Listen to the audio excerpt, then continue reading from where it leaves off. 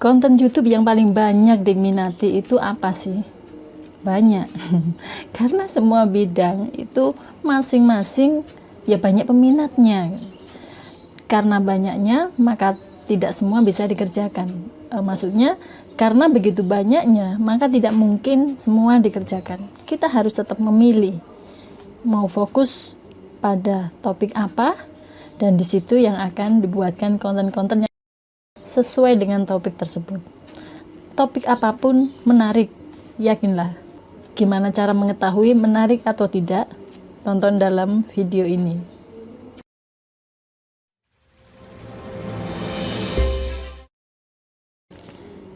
Cara mengetahui sebuah konten itu menarik atau tidak ya dilihat dari riset. Jadi pastikan melakukan riset terlebih dahulu agar tahu ini banyak yang cari apa enggak. Kalau banyak yang nyari berarti konten tersebut sangat menarik bagi orang-orang yang suka dengan judul tersebut, suka dengan kata kunci yang kita bidikan.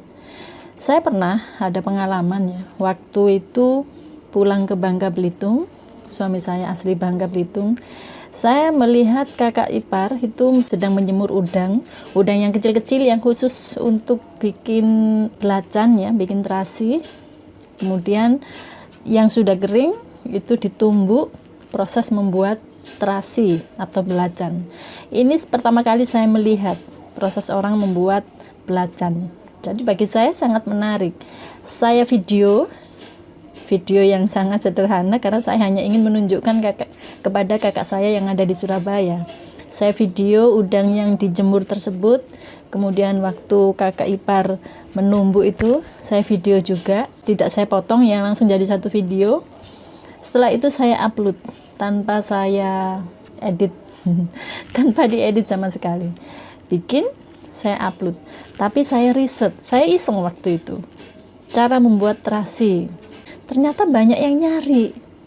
Akhirnya saya upload video yang sangat sederhana tersebut, saya upload. Waktu itu sebagai pemula, ya samalah dengan pemula-pemula yang lain. Bolak-balik diintip view-nya berapa, udah naik apa belum. Ternyata nggak ada yang lihat.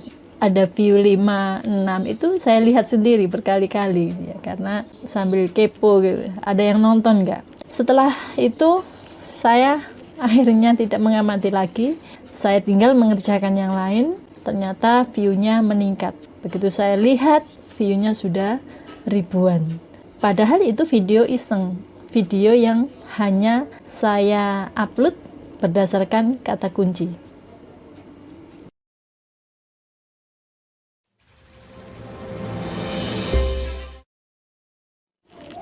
Jadi sekali lagi, agar mengetahui konten itu nanti menarik atau tidak ya harus dengan riset.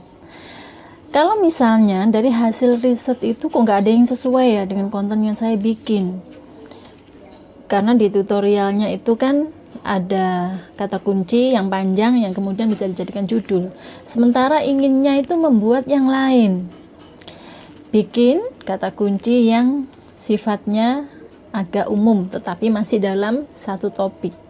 Contoh misalnya ini kemarin ada yang konsultasi ya tentang rumah tahfidz.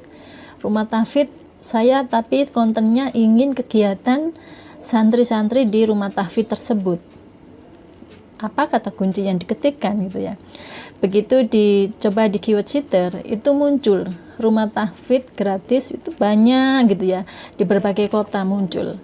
Itu bisa diambil rumah tahfidz gratis atau rumah tahfidz. Kemudian nanti setiap upload menggunakan kata-kata rumah tahfidz karena untuk branding rumah tahfidz. Kegiatannya bisa macam-macam. Misalnya saat anak-anak mau persiapan sholat maghrib, nanti judulnya rumah tahfidz, terus tanda penghubung atau titik 2, asiknya persiapan menunggu sholat maghrib. Dan itu bisa menjadi konten dengan kata kunci rumah tahfidz. Atau misalnya sarapan, pagi ini anak-anak sarapan bersama, kemudian didahului dengan kata-kata rumah tahfidz. Jadi ambil kata kunci yang lebih umum tetapi masih dalam satu topik. Itu tipsnya. Kalau misalnya kata kunci pokok mau dimasukkan ke dalam judul, boleh. Contohnya misalnya percaya diri gitu ya. Kata kuncinya percaya diri.